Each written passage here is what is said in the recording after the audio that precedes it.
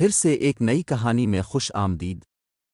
انسان کی زندگی میں کچھ واقعات ایسے ہوتے ہیں جو انسان کی زندگی پر گہرے اثرات اور گہرے نقوش چھوڑ جاتے ہیں۔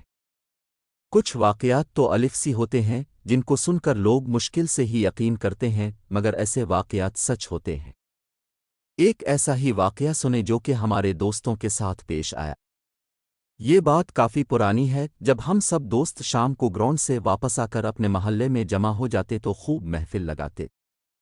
ایک دن ہم رات کا کھانا کھا کر گھر سے باہر نکلے تو دوستوں نے بولا آج جمعرات ہے اور آج جن بھوت اور چڑیلوں کا دن ہے۔ میں جن بھوتوں پہ یقین تو رکھتا تھا پر کبھی ان سے آمنا سامنا نہیں ہوا، تو میں اس کی بات سن کر ہنس دیا۔ اس نے میری طرف غصے سے دیکھا اور بولا یہ جو گاؤں سے باہر کھیتوں میں جامن کا درخت ہے، اس پہ آج جن بھوت آئے گے، اگر نہیں یقین تو تم سب میرے ساتھ جا کر دیکھ لو۔ ہم سب نے حامی بھر لی اور اس کے ساتھ چلنے کو تیار ہو گئے۔ میں اس دوست کا نام بتاتا چلوں، یہاں اس کا نام ندیم تھا اور وہ اکثر رات کو اکیلا کھیتوں میں گھومتا رہتا تھا۔ اس لیے اس پہ کچھ دوستوں نے یقین بھی کر لیا تھا پر ہم نے یقین نہیں کیا۔ ہم 5 دوست تھے جس کے نام تھے عابد، ناصر، ساجد، مدثر اور ندیم۔ جیسے ہی عشاء کی آذان ہوئی ہم نکل پڑے اس کے ساتھ کھیتوں میں جن بھوت دیکھنے۔ رات کافی گہری ہوئی چلی جا رہی تھی تو ڈر بھی لگ رہا تھا۔ ابھی ہمیں چلتے ہوئی 10-15 منٹ ہی گزرے تھے، ایک کھیت سے بکری کے چھوٹے بچے کے بولنے کی آواز آئی۔ عابد نے بولا روکوں، یہاں پاس سے کسی جانور کی آواز آ رہی ہے۔ سب رک گئے اور خاموشی سے آواز سننے کا انتظار کرنے لگے کہ کس طرف سے یہ آواز آ رہی ہے۔ ابھی تھوڑی دیر ہی گزری تھی کہ بکری کے بچے کی آواز دوبارہ سنائی دی۔ ندیم نے فوراً بولا آواز اس طرف سے آ رہی ہے، جو 2-4 کھیت چھوڑ کر ہی برسن کا کھیت تھا، آواز وہاں سے آ رہی تھی۔ سردیوں کے دن تھے اور ان دنوں میں برسن عام ہوتا ہے۔ سب دوست اس طرف جانے لگے تو ناصر نے بولا چھوڑو یار، جو بھی ہے ہمیں کیا لینا دینا اس سے، ہم جس کام کے لیے جا رہے ہیں اس طرف چلو۔ پر کوئی بھی نہیں مانا اور برسن کے کھیت کی طرف بڑھنے لگے سب ہی۔ وہاں جا کر دیکھا تو ایک چھوٹا سا بکری کا بچہ وہاں کھیت میں بیٹھا تھا۔ ہم میں سے کوئی کچھ بولتا اس سے پہلے ہی ندیم نے کہا لگتا ہے جو یہاں بکریاں چراوانے آتے ان کا رہ گیا ہوگا، اس کو اٹھا لو، صبح پتہ لگا کر واپس کر دیں گے۔ سب نے اس کی بات سے اتفاق کیا اور ایسا ہی کیا، اس کو ہم نے اٹھا لیا اور اپنی منزل کی جانب بڑھنے لگے۔ رات کافی گہری ہوتی چلی جا رہی تھی اور ہمارے ڈر میں مزید اضافہ بھی ہو رہا تھا کیونکہ کھیتوں میں طرح طرح کے جانور کی آوازیں آ رہی تھی۔ مدثر نے بولا یار ہم کو واپس جانا چاہیے، آگے بہت خطرہ ہے۔ سب اس پہ ہنسنے لگے اور اس کو ڈرپوک کہنے لگے۔ خیر وہ خاموشی سے ان کے ساتھ چلتا رہا۔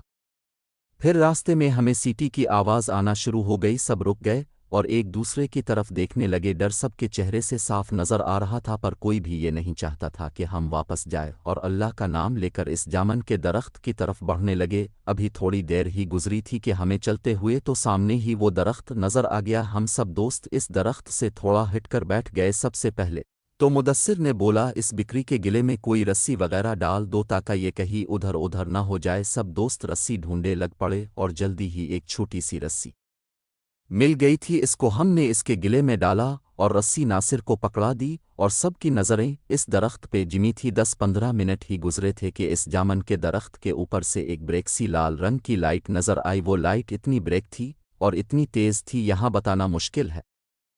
وہ لائٹ کبھی درخت پہ جاتی کبھی درخت سے نیچے آتی۔ ہمارا خوف کے مارے برا حال ہو رہا تھا اور ساتھ ہی پرسرار آوازیں آنا شروع ہو گئی۔ ہم سب نے اونچی آواز میں ورد پڑھنا شروع کر دیے۔ کچھ دوست تو وہاں سے بھاگنے کے لیے تیار تھے، ہم نے روک رکھا تھا ان کو۔ پھر سب نے ہی محسوس کیا کہ لائٹ اب ہماری طرف بڑھ رہی تھی۔ جب سب نے یہ منظر دیکھا تو وہاں سے بھاگنے میں ہی بہتری سمجھی اور اتنی سپیڈ سے سب وہاں سے الٹے پاؤں دوڑے اور ہمارے پیچھے اتنی خوفناک آوازیں بلند ہو رہی تھی، بس یہی محسوس ہو رہا تھا جیسے وہ باقل ہمارے پاس ہی ہیں اور کسی بھی لمحے وہ ہم سب کو نقصان پہنچا سکتی ہیں۔ ہم نے ہمت نہ ہاری اور بھاگتے رہے، ورد کرتے رہے اور واپس گاؤں یا کر سانس لیا۔ جب ہم سب گاؤں کی حدود میں پہنچ گئے تو مدثر نے ناصر کی طرف دیکھا اور پوچھا اب کے پاس بکری کا بچہ تھا وہ کہاں چھوڑ آئے؟ اس نے ہاتھ کی طرف دیکھا تو اس کے ہاتھ میں صرف رسی تھی۔ اس نے بولا کہ جب ہم وہاں سے بھاگ رہے تھے تو یہ صرف رسی ہی تھی، بکری کا بچہ کدھر گیا اس کو کچھ معلوم نہیں۔ جب وہاں سے واپس دوڑے تو وہ بکری کا بچہ وہاں ہمارے ساتھ نہیں تھا، صرف یہ رسی ہی تھی۔ کیا وہ سچ میں بکری کا بچہ تھا یا کوئی اور مخلوق تھی؟ سب دوستوں نے کہا جو بھی تھا ہم صبح صبح وہاں جا کر ضرور دیکھیں گے۔ جب صبح ہوئی تو کوئی بھی وہاں جانے کو تیار نہیں تھا سوائے ندیم اور مدثر کے۔